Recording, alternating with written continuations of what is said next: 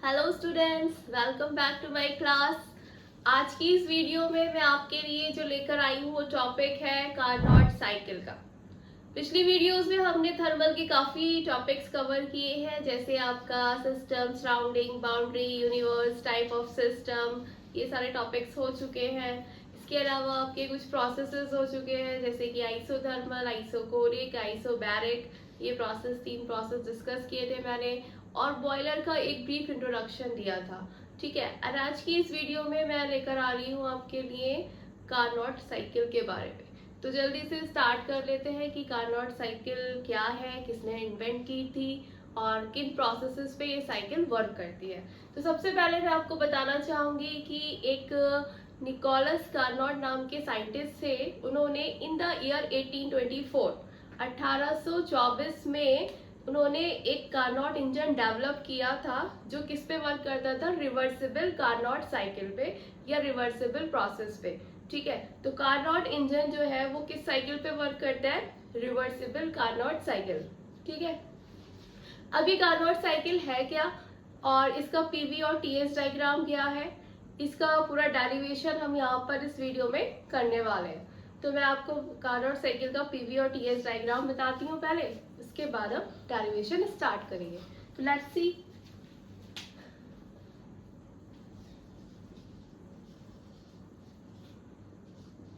Carnot cycle, मैंने अभी बताया कि इसको 1824 में निकोलस कार्नोट नाम के साइंटिस्ट ने डेवलप किया था। कोई भी साइकिल होती है तो वो किसी प्रोसेस पे वर्क करती है, और साइकिल कंप्लीट कब होती है, ठीक है, जब उसमें प्रोसेसेस कंप्लीट हो।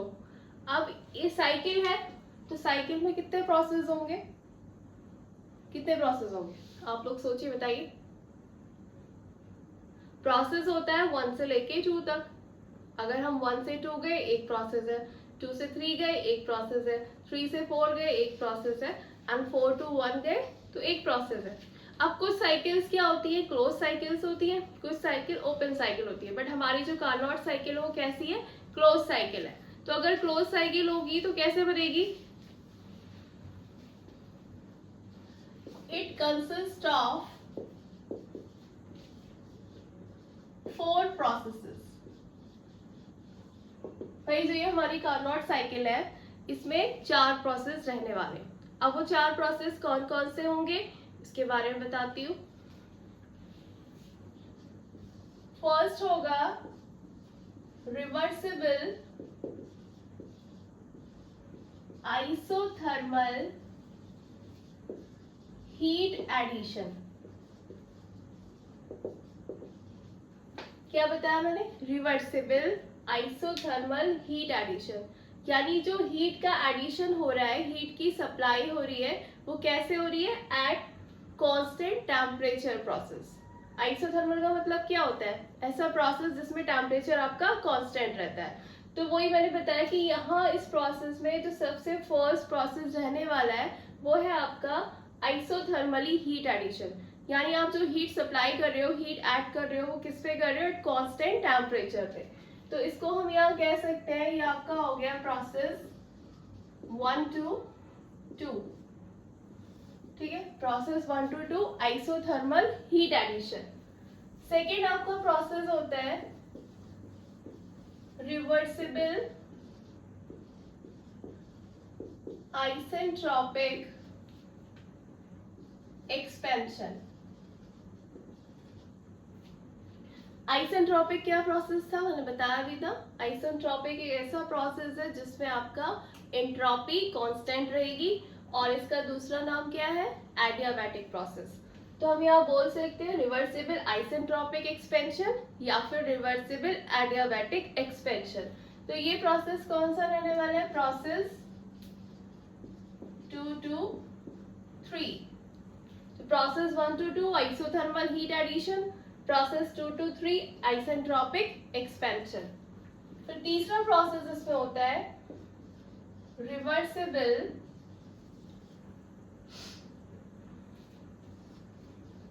Isothermal heat rejection.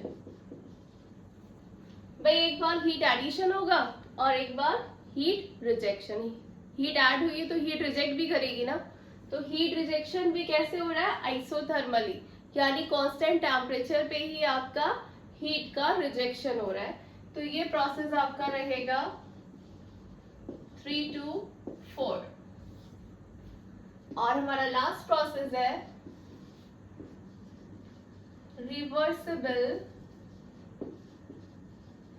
Isentropic compression. ये आपका प्रोसेस हो गया 4 to 1।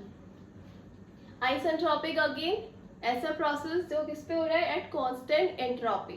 ठीक है, तो यहाँ हो रहा था आइसेंट्रोपिक एक्सपेंशन और we can say that adiabatic expansion. ठीक है, और यहाँ पर हो रहा है आपका आइसेंट्रोपिक कंप्रेशन और एडियाबैटिक कंप्रेशन। तो ये 4 प्रोसेसेस हैं जो कार्नोट साइकिल में रहने वाले। अब ये 4 प्रोसेस है, process 1 to 2, 2 to 3, 3 to 4 and 4 to 1। अब मैं इसका पीवी और टीएस डायग्राम बनाऊंगी। इन्हीं सारे प्रोसेसेस को हमें पीवी डायग्राम पे और टीएस डायग्राम पे शो करना है। उसके बाद हम इस प्रोसेस में या इस साइकिल में निकालने वाले हैं अपनी इफिशिएंसी। ठीक है भाई, कोई सी भी साइकिल की आप क्या सॉल्व आउट करते हो, किसी भी साइकिल की इफिशिएंसी निकालते हो ना, तो वही हम यहाँ करने जा रहे हैं। हमको भी यहाँ पे क्या करना है, कार्नोट साइकिल की इफिशिएंसी का डेरिवेशन करना है। तो ये मैंने 4 प्रोसेस आपको एक्सप्लेन कर दिए। तो आप ये बोल सकते हो कि कार्नोट साइकिल में 2 आइसोथर्मल प्रोसेस होते हैं और 2 एडियाबैटिक प्रोसेस होते हैं। ठीक है, अब आइसोथर्मल में भी 2 है, isothermal heat addition and isothermal heat rejection. इसी तरीके से एडियाबैटिक में भी 2 है, adiabatic expansion and adiabatic compression. ठीक है, तो अब डायग्राम देखते हैं इसका। ये है आपका पीवी डायग्राम। सबसे पहले पीवी डायग्राम डिस्कस करेंगे। पीवी डायग्राम क्या होता है, प्रेशर वॉल्यूम डायग्राम, यानी प्रेशर और वॉल्यूम की ग्राफ पे आप इन सारे प्रोसेसेस को कैसे शो करोगे। तो सबसे पहले मैं करती हूँ बात आइसोथर्मल हीट एडिशन की। प्रोसेस 1 to 2 हीट एडिशन है, बट कैसे हो रहा है, आइसोथर्मली। तो आइसोथर्मल हीट एडिशन के लिए आपकी 1 to 2 लाइन आ गई ये। ठीक है, ये हो गया आपका आइसोथर्मल हीट एडिशन। नेक्स्ट है 2 to 3। 2 to 3 में क्या हो रहा है, एडियाबैटिक एक्सपेंशन। तो 2 से 3 पे गए आप, ये आपका आ गया एडियाबैटिक एक्सपेंशन। ठीक है, दोनों ही प्रोसेस में चाहे आपका आइसोथर्मल हो या एडियाबैटिक हो, हमारा ये कर्व बनने वाला है, लाइन नहीं आएगी। अगर आप कांस्टेंट प्रेशर की बात करते तो स्ट्रेट लाइन आती, कांस्टेंट वॉल्यूम की बात करते तो स्ट्रेट लाइन आती, बट यहाँ पर क्या है, कांस्टेंट एंट्रोपी है एंड कांस्टेंट टेम्परेचर है। तो इन दोनों की ही लाइन जो है वो कर्व फॉर्म में होती है, तो इसलिए मैंने यहाँ जो प्रोसेस दिखाया है वो कर्व की फॉर्म में दिखाया है। ठीक है, तो ये 1 to 2 क्या हो गया आपका आइसोथर्मल हीट एडिशन और 2 to 3 आपका हो गया एडियाबैटिक एक्सपेंशन। ठीक है, अब हम बात करते हैं 3 to 4 की। 3 to 4 क्या है, अगेन आइसोथर्मल हीट रिजेक्शन। तो 3 से 4 चले, ये आ गया आपका 3 to 4 प्रोसेस। तो यहाँ क्या हो रहा है, 3 to 4 में आइसोथर्मल हीट का रिजेक्शन हो रहा है। ठीक है, तो ये आ गया 3 to 4 और लास्ट आपका प्रोसेस है 4 to 1। 4 to 1 यहाँ आ गए, ये हो गया आपका आइसेंट्रोपिक कंप्रेशन और we can say that adiabatic compression. तो 1 से 2 हीट एडिशन, 2 से 3 adiabatic expansion, 3 to 4 heat rejection isothermally and 4 to 1 again adiabatic compression. ठीक है, तो ये चारों प्रोसेस से एक हमारी क्लोज साइकिल बन गई जिसको हम बोलते हैं कार्नोट साइकिल। ठीक है, आइसोथर्मल के केस में जो रिलेशनशिप होती है पी और वी की, वो होती है PV is equals to constant. PV is equals to constant. Isentropic या एडियाबैटिक के केस में होती है P V to the power gamma is equals to constant. ठीक है, अगेन ये भी पीवी इक्वल्स टू कॉन्स्टेंट रहने वाला है क्योंकि ये भी आइसोथर्मल हीट रिजेक्शन है और ये आपका कंप्रेशन वाला प्रोसेस है, तो ये भी सेम रहने वाला है। तो ये तो बात हो गई पीवी डायग्राम की। अब हम बात करते हैं इसी का टीएस डायग्राम। अब ये मैंने बनाना है टीएस डायग्राम। टीएस डायग्राम क्या होता है? TS T for temperature, NS for entropy. तो यहाँ हम टीएस डायग्राम बहुत इजीली बना लेंगे क्योंकि आप सभी को पता है कि यहाँ आइसोथर्मल और आइसेंट्रोपिक प्रोसेस की बात हो रही है। तो कार्नोट साइकिल के केस में सबसे इजी जो डायग्राम है वो आपका टीएस डायग्राम है, क्योंकि करना ही नहीं है कुछ, सिर्फ स्ट्रेट लाइन ड्रॉ करनी है। यहाँ तो कंफ्यूजन हो सकता है कि आप आइसोथर्मल प्रोसेस और एडियाबैटिक प्रोसेस कैसे दिखाओगे पीवी डायग्राम पे, लेकिन in case of TS diagram में आपको कुछ नहीं करना है, सीधी सीधी लाइन बनानी है। भाई अगर टेम्परेचर कांस्टेंट है तो इधर लाइन खिंच जाएगी, और अगर एंट्रोपी कांस्टेंट है तो ऐसे लाइन बन जाएगी, सिंपल है। तो पहले प्रोसेस 1 to 2 में क्या है? आइसोथर्मल हीट एडिशन है। तो कैसे बनाओ? ये आ गया 1 to 2, ये हो गई आपकी आइसोथर्मल हीट एडिशन। फिर हम 2 से 3 गए, 2 से 3 आए, ये क्या हो रहा है आपका? Isentropic expansion. ठीक है, आइसेंट्रोपिक एक्सपेंशन हो रहा है यहाँ। फिर आपका 3 to 4 गए, 3 to 4 में क्या है? अगेन आइसोथर्मल हीट रिजेक्शन, यानी कांस्टेंट टेम्परेचर पे हीट का रिजेक्शन हो रहा है। तो ये आपका 3 to 4 हो गया। फिर अगेन 4 to 1 गए, तो 4 to 1 क्या हो रहा है? अगेन आइसेंट्रोपिक कंप्रेशन, और आइसेंट्रोपिक में आपको पता है एंट्रोपी कांस्टेंट रहती है, तो मैंने लाइन वर्टिकल बनाई है क्योंकि एंट्रोपी वाला जो एक्सिस है वो ये है और टेम्परेचर वाला एक्सिस ये है। तो ये आपकी एंट्रोपी हो गई। ठीक है, तो ये भी टीएस डायग्राम पे ये कार्नोट साइकिल का डायग्राम तैयार है हमारे पास, जो कि आपके 4 प्रोसेसेस दिखा रहा है, 1 to 2, 2 to 3, 3 to 4 and 4 to 1, जिसमें 2 प्रोसेस आइसोथर्मल है और 2 प्रोसेस आपके एडियाबैटिक है। ठीक है, तो ये थी कार्नोट साइकिल के बारे में कि इसमें 4 प्रोसेसेस थे और उन चारों प्रोसेस को मैंने कैसे पीवी और टीएस डायग्राम पे बनाना है। अब ये डायग्राम और प्रोसेस की बात हो गई, अब हम स्टार्ट करते हैं इसकी इफिशिएंसी के लिए डेरिवेशन, कि आप इसका डेरिवेशन कैसे करोगे in order to find out the efficiency of the Carnot cycle. ठीक है, तो स्टार्ट करते हैं। तो मैं बात करती हूँ अपने कार्नोट साइकिल की इफिशिएंसी की। ये आपके सामने पीवी एंड टीएस डायग्राम है। इफिशिएंसी का फॉर्मूला जो होता है हमारे पास वो क्या होता है? Work done upon heat supplied. भाई इफिशिएंसी का फॉर्मूला सभी को पता है, यही रहता है, work done upon heat supply. अब यहाँ कार्नोट साइकिल के केस में हमको वर्क डन निकालना है। वर्क डन कैसे निकालेंगे? वर्क डन वो एरिया होता है जो आपका पूरा साइकिल कवर करती है। तो ये तो हो गया work done, this is the work done. ठीक है, यही हमको निकालना है। अब वर्क डन क्या होगा? वर्क डन को आप कह सकते हो QS minus QR upon QS। अब QS क्या है? Heat supplied minus heat rejected, तभी तो वर्क डन आएगा। भाई आप जितना हीट सप्लाइड कर रहे हो और जितनी हीट रिजेक्ट हो रही है, लॉसेस हो रहे हैं, तो उसका जो सब्ट्रैक्शन है वही आपके किसके बराबर होगा? वर्क डन के। तो मैंने इसलिए वर्क डन को क्या लिख दिया? QS माइनस QR, यानी heat supplied minus heat rejected, और अपॉन में तो आपका हीट सप्लाइड है ही, तो उसको मैंने लिख दिया QS, यानी हीट सप्लाई। अब हमको जल्दी जल्दी इनकी वैल्यूज फाइंड आउट करनी है और उसको फॉर्मूले में पुट करना है और कार्नोट साइकिल की इफिशियंसी निकालनी है।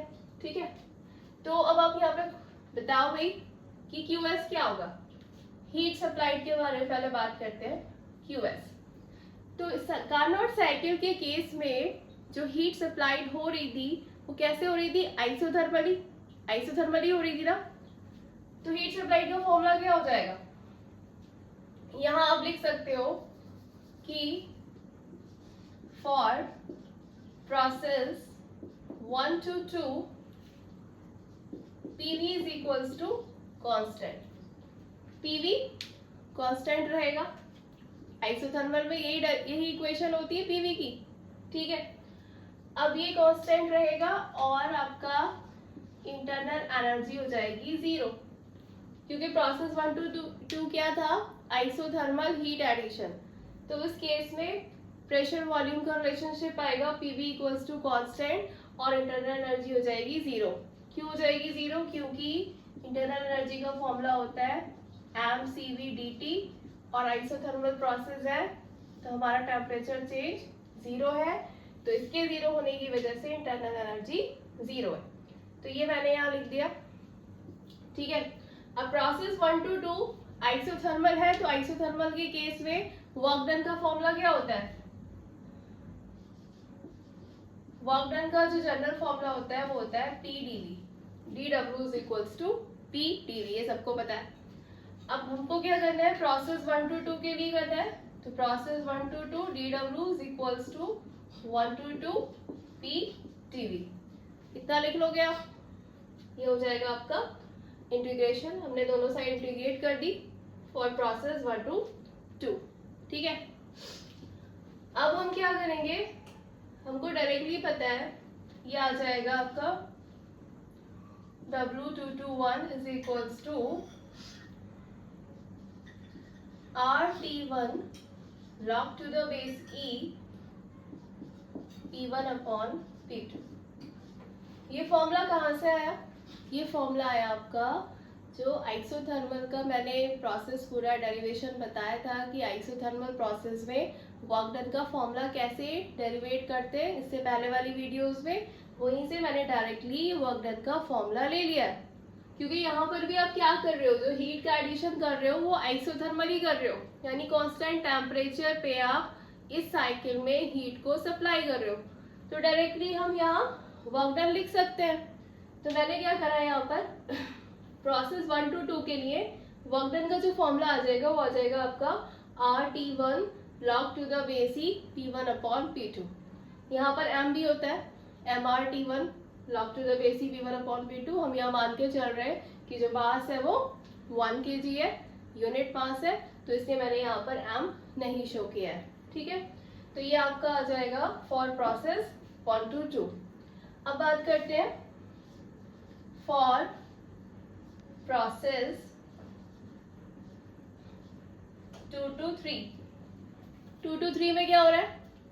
2 to 3 में आइसेंट्रोपिक एक्सपेंशन हो रहा है और we can say that adiabatic expansion हो रहा है, ठीक है। तो इस केस में क्या होता है?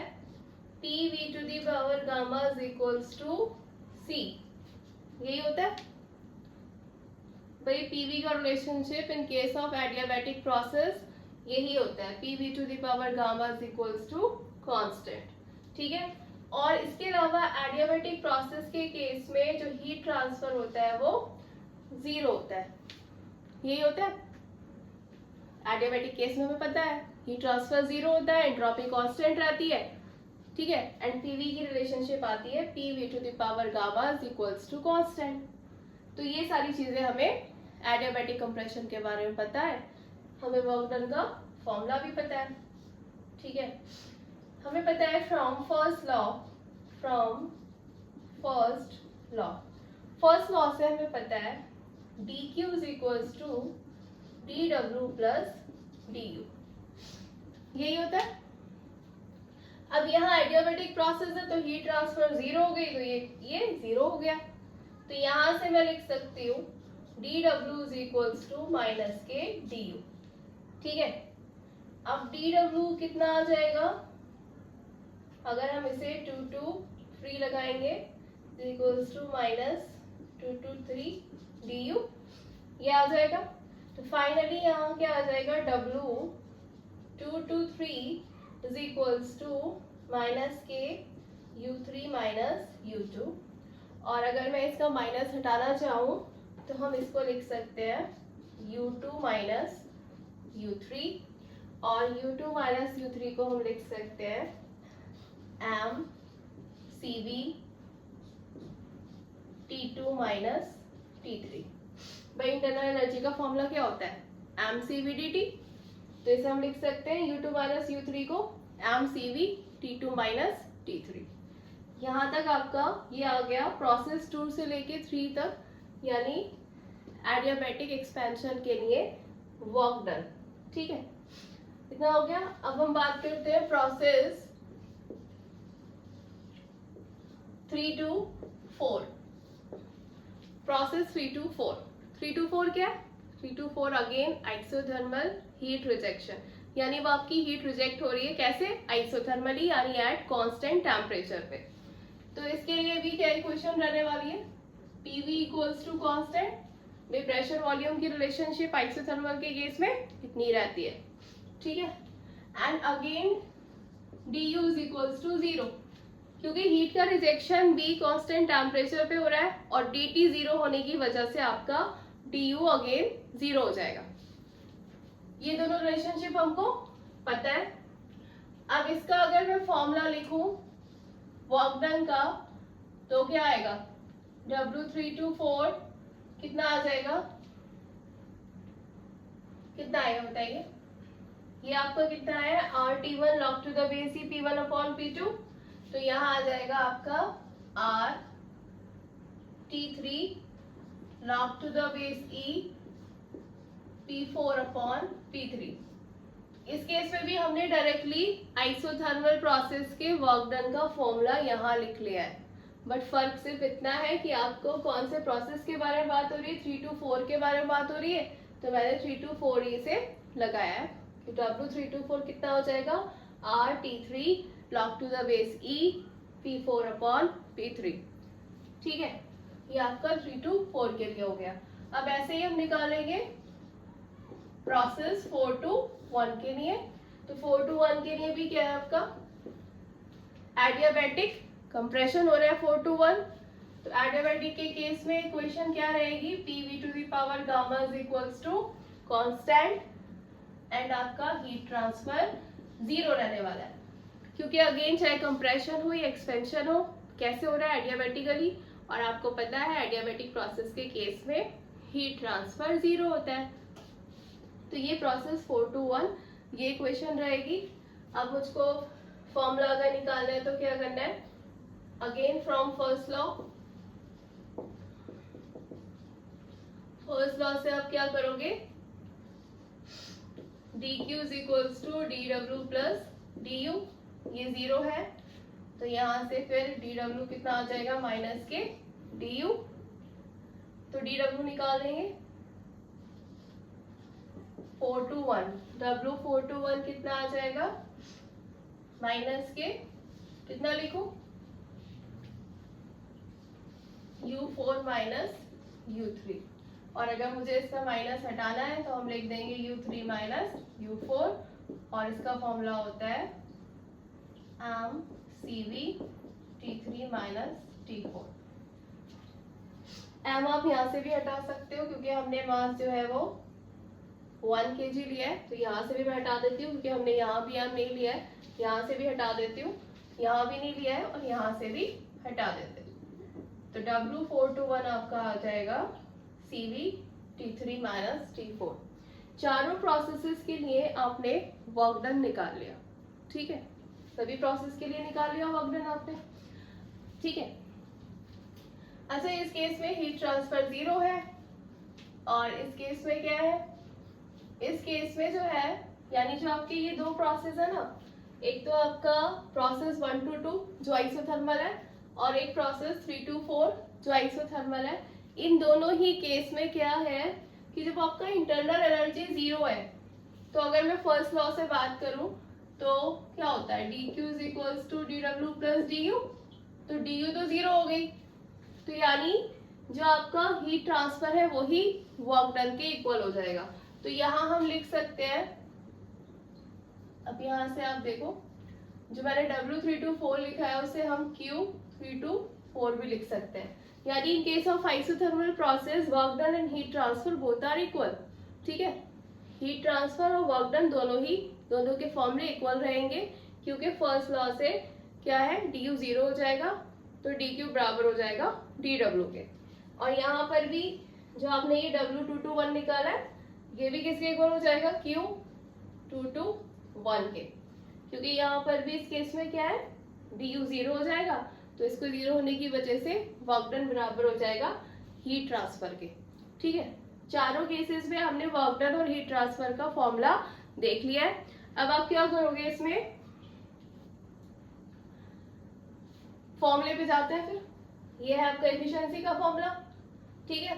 तो इसमें मैंने क्या बताया था, वर्क डन का फॉर्मूला क्या होता है, heat supplied minus heat rejected. तो एफिशिएंसी का फॉर्मूला क्या लिखोगे आप, QS minus QR upon QS। तो हीट सप्लाइड कैसे हो रही है, आइसोथर्मली। तो मैंने कहाँ निकाला isothermal heat supply, process 1 to 2 में, क्योंकि आइसोथर्मल हीट एडिशन हो रहा है। तो इसका फॉर्मूला क्या है, ये RT1 log to the base E P1 upon P2। तो QS की वैल्यू लगा देंगे यहाँ, ये QS है आपका हीट सप्लाइड, और ये वाला जो पोर्शन है ये आपका QR है हीट रिजेक्टेड, क्योंकि हीट रिजेक्टेड आइसोथर्मली हो रही है।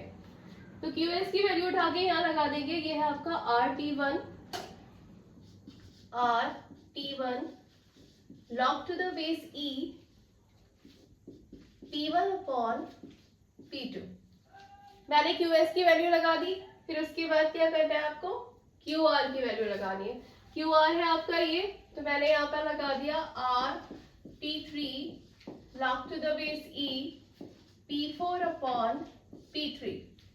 QS की वैल्यू लगा दी, QR की लगा दी, अपॉन में भी क्या लगेगा, QS।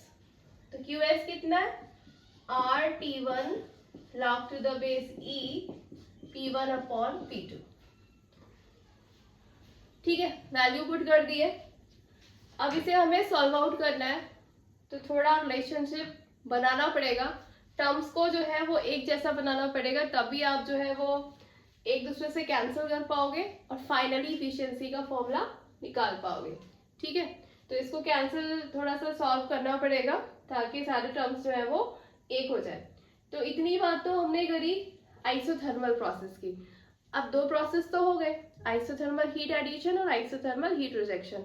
अब जो एडियाबैटिक प्रोसेस है, चाहे वो एक्सपेंशन हो या कंप्रेशन हो, उसका भी तो कहीं ना कहीं डेरिवेशन में यूज करना पड़ेगा। तो वही यूज आपको जो है इसको सॉल्व करने में हेल्प करेगा। तो आगे देखते हैं। तो हम यहाँ तक पहुंच गए थे, मैंने इफिशिएंसी के फॉर्मूले में हीट सप्लाइड और हीट रिजेक्टेड की वैल्यू रख दी है। अब इसे सॉल्व करने के लिए हमें जो बाकी दो प्रोसेस है आपका, यानी जो एडियाबैटिक कंप्रेशन और जो एडियाबैटिक एक्सपेंशन है, उसको देना पड़ेगा, यूज करना पड़ेगा। तो कैसे करेंगे, हमें पता है कि for process 2 to 3 and process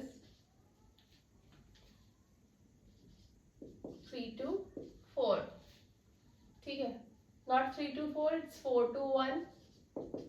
ये दो प्रोसेस आपके कौन से हैं, एक तो एडियाबैटिक कंप्रेशन है और एक एडियाबैटिक एक्सपेंशन है, ठीक है। जब आपको जो एडियाबैटिक प्रोसेस होता है उसमें टेम्परेचर और प्रेशर के बीच में एक रिलेशनशिप निकल कर आती है, ठीक है। यहाँ आप देख रहे होगे इस फॉर्मूले में टेम्परेचर और प्रेशर की वैल्यू में दो ही वैल्यू दे रखी है, 8 से 8 तो कैंसिल हो जाएगा, उसकी कोई टेंशन नहीं है, ठीक है। तो हमें टेम्परेचर और प्रेशर के बीच की ही रिलेशनशिप की बात करनी है। तो वी नो डैट, यहाँ हम लिखेंगे वी नो डैट, ये फॉर्मूला आप सभी को पता होगा, T2 upon T1 is equals to P2 upon P1 की power gamma minus 1 over gamma. ये होता है प्रेशर और टेम्परेचर के बीच में रिलेशनशिप। और ये कहाँ से आता है, ये आता है आपका एडियाबैटिक प्रोसेस के डेरिवेशन से, जो मैंने आपको वीडियो में कराया भी है। आप मेरी वो वीडियो भी पहले देखिएगा तो आपको ये पता चल जाएगा ये कैसे आया, ठीक है। अब हम यहाँ क्या करेंगे, ये तो हमने उठा लिया सीधे एडियाबैटिक प्रोसेस से। अब हमारे पास यहाँ कौन कौन से प्रोसेस है, 2 to 3 और 4 to 1, तो मेरे को इसमें भी तो लगाना है। तो यहाँ से हम क्या करेंगे, क्या करने वाले हैं, लगाना पड़ेगा प्रोसेस में, लगा देते हैं। वैसे नीड नहीं है, हम इसको इसी रिलेशनशिप से भी सॉल्व कर लेंगे। वो कैसे, देखिए यहाँ पर अब आप क्या करोगे, यहाँ आपको P1 अपॉन P2 है ना, तो मुझे अगर P2 अपॉन P1 की वैल्यू निकालनी पड़ी यहाँ से, तो क्या करेंगे, P2 अपॉन P1 कितना हो जाएगा, T2 अपॉन T1 की power gamma upon gamma minus 1। भाई ये P2 अपॉन P1 की वैल्यू निकालनी है, तो ये क्या हो जाएगा, ये पावर उठ के इधर चली जाएगी, तो ये उल्टी हो जाएगी, यानी ये हो जाएगी गामा। अभी ये गामा माइनस 1 अपॉन गामा था, अभी कैसा हो जाएगा, गामा अपॉन गामा माइनस 1, ठीक है, ये हो जाएगी। अब हमें पता है कि वी हैव, यहाँ हम लिखेंगे we have T1 equals to T2। भाई आइसोथर्मल हीट एडिशन है तो प्रोसेस 1 to 2 है, तो T1 बराबर होगा T2 के, क्योंकि टेम्परेचर कांस्टेंट है। और ऐसे ही आपका T3 बराबर होगा T4 के, होगा ना। T1 बराबर होगा T2 के और T3 बराबर होगा T4 के। ये हमको पता है कि आपका आइसोथर्मल जो प्रोसेस है ये उससे ही आता है, ठीक है। अब हम क्या करने वाले हैं, यहाँ पर कैसे सॉल्व करोगे इसे।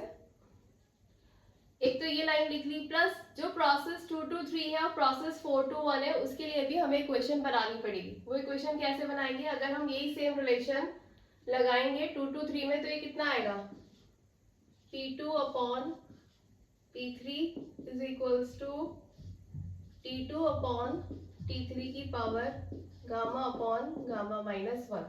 एक बार तो आपने प्रोसेस 2 to 3 के लिए लगा दिया, क्योंकि ये तो रिलेशनशिप हमने डायरेक्टली एडियाबैटिक प्रोसेस से उठाया है।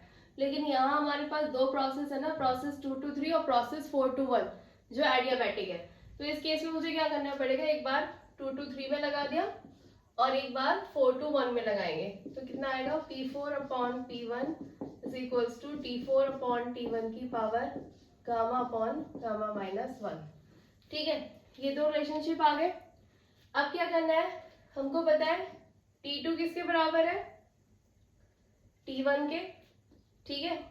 तो मैं यहाँ T2 बराबर है T1 के, तो यहाँ लिख दूं, ये आ जाएगा आपका T1 और T3 किसके बराबर है, T4 के। यही तो है। T1 की यहाँ पर जो T2 है, T2 की जगह लिख दिया मैंने T1, और यहाँ पर T3 है, T3 की जगह मैंने लिख दिया T4 इस रिलेशन में। तो ये आ जाएगा गामा अपॉन गामा माइनस 1। अब ये एक इक्वेशन हो गई और एक इक्वेशन हो गई ये। तो यहाँ पर हमने क्या करा, मैंने आपको ये बताया कि ये मैंने जो ये वाला फॉर्मूला है ये डायरेक्टली कहाँ से उठाया, एडियाबैटिक प्रोसेस से। एडियाबैटिक प्रोसेस से टेम्परेचर और प्रेशर के बीच में ये रिलेशनशिप होता है, ठीक है। ये फॉर्मूला हमने एडियाबैटिक से ले लिया। अब क्या करा है, जो प्रोसेस 2 to 3 है वो प्रोसेस 4 to 1 है कार्नोट साइकिल में।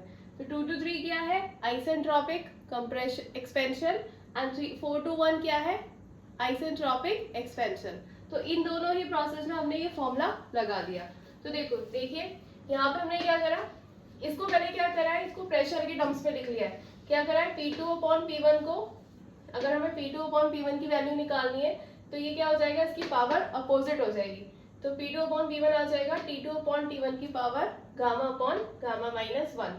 फिर मैंने इसमें ये रिलेशनशिप लगाया T2, ये वाला आपका P2 अपॉन P3, 2 to 3 के लिए लगा रहे हैं ना, तो P2 upon P3 is equals to T2 upon 3 की power gamma upon gamma minus 1। और एक बार मैंने लगाया 4 to 1 में, तो ये आ जाएगा P4 upon P1 is equals to T4 upon T1 की power gamma upon gamma minus 1, ठीक है। अब इस केस में क्या करा है मैंने, यहाँ T2 की जगह T1 लगा दिया यहाँ, और T3 की जगह T4 लगा दिया। उसके बाद आप ये देख रहे हो, ये वाला टर्म और ये वाला टर्म अभी अपोजिट है। तो अगर मुझे इसको चेंज करना है यहाँ, तो इसको क्या करेंगे,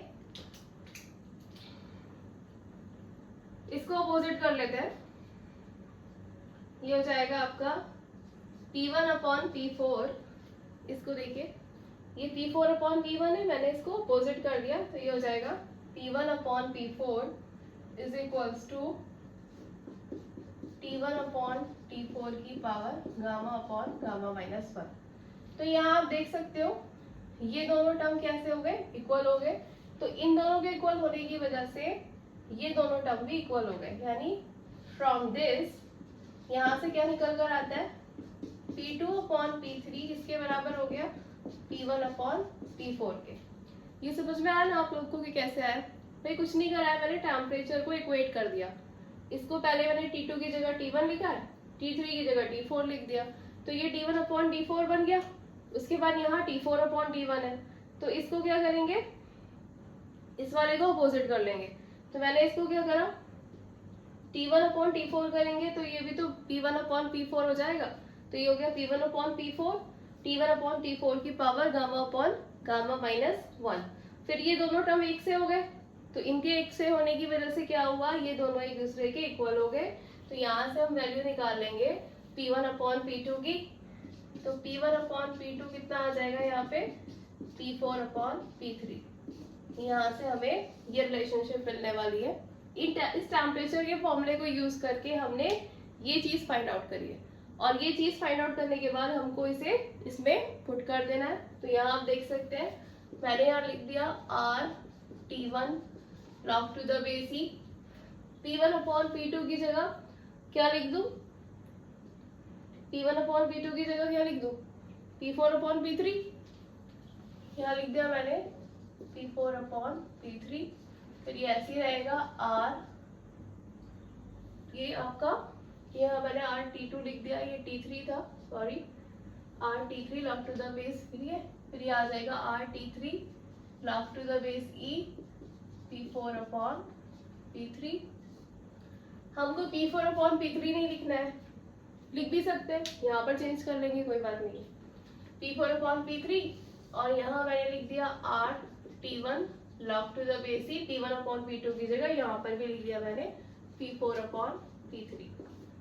ठीक है, तो R से R कैंसल, और log P4 अपॉन P3 से log P4 upon P3 cancel. तो यहाँ से जो आपकी इफिशियंसी निकल कर आएगी वो आएगी T1 minus T3 upon T1, और इसको आप लिख सकते हो 1 माइनस T3 अपॉन T1। ठीक है, ये हो गया आपका कार्नोट साइकिल की इफिशियंसी का फाइनल फॉर्मूला, जिसके लिए हम ये पूरा डेरिवेशन कर रहे थे।